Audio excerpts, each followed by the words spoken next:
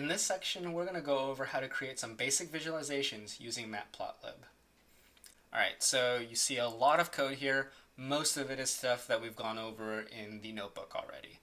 So up at the top, we've just copied over all of the import statements and that magic function, the Matplotlib inline. And then below that, we have the function that we created earlier to bring in the workplace area characteristic data set. And so we used that below to get the California workplace area characteristics for the year of 2015. And then we've put that into df underscore 2015. So this is the data set that we're going to be using to plot here.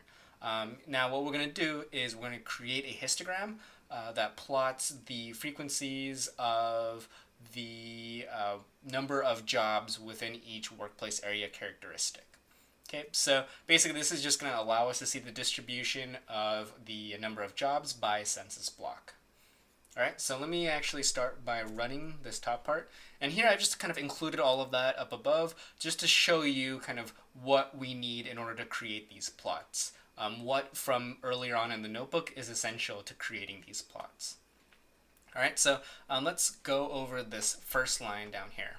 Alright, so this line essentially just initializes the plots.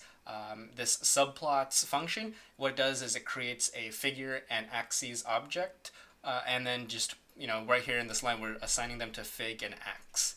Right? So basically, this just kind of creates a blank plot in which we're going to put in our histogram, and then we're also going to kind of mess around a little bit with the axis later on. Okay, so down below, this is where we're actually plotting.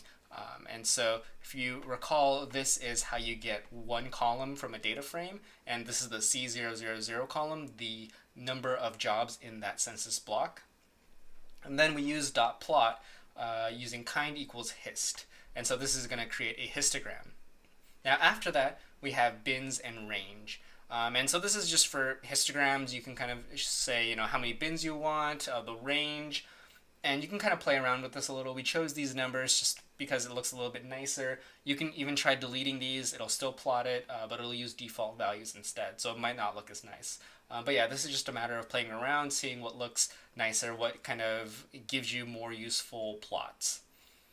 All right, and then below what we've done is we've changed the axis to kind of change the x-axis label.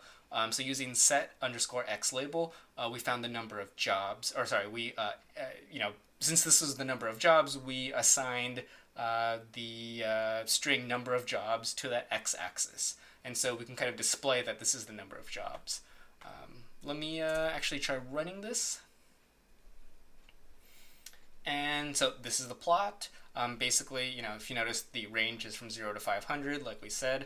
And we have this number of jobs at the bottom as the x-axis label. And so, we can use these axis methods in order to kind of change different things about this plot. We can, change the tick marks. We can, change the labels on the y-axis too, and different things like that. We just did one here just to kind of show you how to do it.